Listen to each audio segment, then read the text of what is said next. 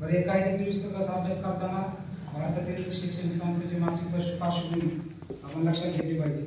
1995 पूर्वी दक्षिण भारतामध्ये विद्यापीठ शैक्षणिक संस्था याच्यामध्ये विद्यार्थ्यांवरती काही मानसिक आणि शारीरिक त्रासामुळे त्यांची आत्महत्येचे बरेच प्रयत्न झाले आणि ते प्रकरण इतकं गाजलं की सुप्रीम कोर्टापर्यंत गेले. 1995 साली सुरुवातीला तामिळनाडू सरकारने रॅगिंग ऍक्ट हा कायदा स्वतः त्यांच्या राज्यासाठी अंमलात आणला होता. पुढे त्यानंतर पण देखील घटना भारतामध्ये विद्यापीठ शैक्षणिक संस्था महाविद्यालय याच्यामध्ये घडत आहे. बरं, रॅगिंग या शब्दाचा अर्थ असा विशिष्ट काही नाही.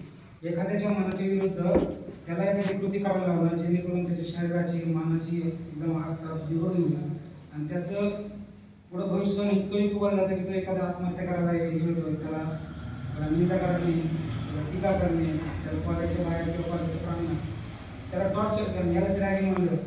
याच्यापासून दूर ठेवण्यासाठी आणि ते काही गुन्हा आहे त्यापासून सगळ्यांना सावध करण्यासाठी रॅगिंग ऍक्ट तयार करावा असं प्रत्येक राज्याच्या राज्यशासनाला वाटतं. आणि 1997 साली महाराष्ट्र शासनानं रॅगिंग ऍक्ट हा कायदाचा मसुदा तयार केला होता. 1995च्या नंतर 1997 मध्ये मे महिन्यामध्ये त्याची अंमलबजावणी झाली आणि तो आपल्या महाराष्ट्रामध्ये सर्वत्र लागू झाला.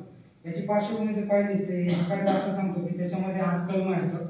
सुरुवातीचे जे 4 कलम आहेत त्याच्यामध्ये त्या कायद्याची विस्तृत व्याख्या, त्याची अंमलबजावणी कशी केली जाते याची माहिती दिलेली आहे. आता याच्यामध्ये एखाद्या विद्यार्थ्याने त्यामध्ये सिनियर असो किंवा ज्युनियर असो त्यांच्याकडून जर विद्यार्थ्यांना काही मानसिक शारीरिक प्रत्यक्ष अप्रत्यक्षरित्या जर काही त्रास दिला त्यांच्याकडून जो गुन्हा होतो त्याची शिक्षा म्हणून त्याची तरतूद गुन्हा दाखल केला जातो. हा जर गुन्हा दाखल झाला तर त्याच्यामध्ये सुरुवातीला 10 वर्षाची 10,000 रुपये दंड आणि 2 वर्षाची शिक्षेची तरतूद आहे त्याच्यामध्ये. तसंच असा जर गुन्हा दाखल करायचा झाला तर प्रत्येक संस्थेमध्ये एक रॅगिंग कमिटी म्हणून स्थापन केली आहे. प्रत्येक राज्यात, महाराष्ट्रात, जिल्ह्यात, गाव पातळीवर ती संस्था विद्यापीठामध्ये कार्यरत असते. त्याचे अध्यक्षस्थान प्राचार्य किंवा संस्थेचं कोणी जे संबंधित व्यक्ती असते ते असते. तर त्यामध्ये पोलीस खात्याचा एक व्यक्ती असतो, समाजाचा एक प्रतिष्ठित माणूस असतो, तसेच पालक म्हणून एक सदस्य सुद्धा घेतला जातो. तर ते एखाद्या विद्यार्थ्याला त्रास झाला तर लेखी स्वरूपात ते त्यांच्याकडे अर्ज करू शकते. अर्ज केल्यानंतर 7 दिवसामध्ये त्या अर्जाची दखल घेऊन योग्य ती कारवाई केली जाते. एखाद्या संस्थेने जर त्या विद्यार्थ्याला पाठीशी घातलं तर त्या संस्थेवर देखील कारवाई या कायद्याअंतर्गत केली जाते.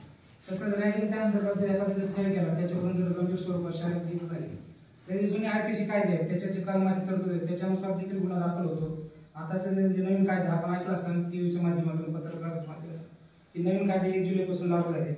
जर एखाद्याला जर शारीरिक त्रास झाला, समजा हाताला लागला किंवा त्याने जर मानसिक त्रासामुळे जर उडी टाकली किंवा आत्महत्येचा प्रयत्न केला, या शिक्षेचे कलम आता नवीन कायद्यामध्ये वाढलेले आहेत आणि त्याच्यातून जर गुन्हा दाखल झाला तर तुम्हाला त्रास होऊ शकतो. या कायद्यात जर एखादा गुन्हा दाखल झाला तर त्याला 4 वर्षासाठी युनिव्हर्सिटीतून, विद्यापीठातून, शाळेतून, महाविद्यालयातून रिस्ट्रिक्ट केलं, त्याला कोण परीक्षा देता येत नाही. तर माझं असं म्हणणं आहे की रॅगिंग ही आपलीकडली संकल्पना नाही, पाश्चात्य संस्कृती आहे आणि पूर्वी शहरामध्ये ग्रामीण भागातील विद्यार्थी गेल्यानंतर त्यांना टॉर्चर करण्यासाठी एक दुरंगा म्हणून तिथील विद्यार्थ्यांना त्यांचे शारीरिक मानसिक त्रास देत होते आणि ते विकोपाला गेले. त्याला आळा बसला पाहिजे म्हणून हा ऍक्ट आपण अभ्यासला पाहिजे. त्याच्यात जे सांगितले कसं कॉलेजमध्ये आपलं आचरण पाहिजे ते आपण अंमलात केलं पाहिजे. तसंच आता जे नवीन कायदे आले त्याच्यानुसार सुरुवातीला असं व्हायचं की विद्यार्थ्यांकडे मोबाईल, व्हॉट्सअप, फेसबुक याच्या माध्यमातून आपण टॉर्चर केलं जायचं. तर जुन्या कायद्यामध्ये तशी तरतूद नव्हती, त्याला एव्हिडन्स म्हणून वापरलं म्हणजे पुरावा म्हणून वापरले होते. पण नवीन कायद्यामध्ये आता जे एखाद्याला जर व्हॉट्सअपवर मेसेज जरी केला त्याला निंदा किंवा एखाद्याला चुकीचं असं ठरवलं तर तो पुरावा, तो कायदेशीर पुरावा आता लगेच गृहीत धरला जातो जेणेकरून लगेच ऍक्शन होतो. माझी अशी विनंती आहे की रॅगिंग काय आहे हे आपण लोकांना समजून सांगितलं पाहिजे, त्याचे दुष्परिणाम काय आहे हे पण आपण लोकांना समजवलं पाहिजे. आज आपण कार्यक्रमासाठी मला इथं बोलवलं, मी कायदेशीर शिबिरात कायद्याची माहिती संदर्भात बोलवलं. आपण एक पॉम्पलेट आहे हे आपल्याकडे ठेवू शकता, आपल्याला वाचू शकतो, त्याच्यामध्ये सगळे तरतूद दिलेले आहेत. मी थांबतो.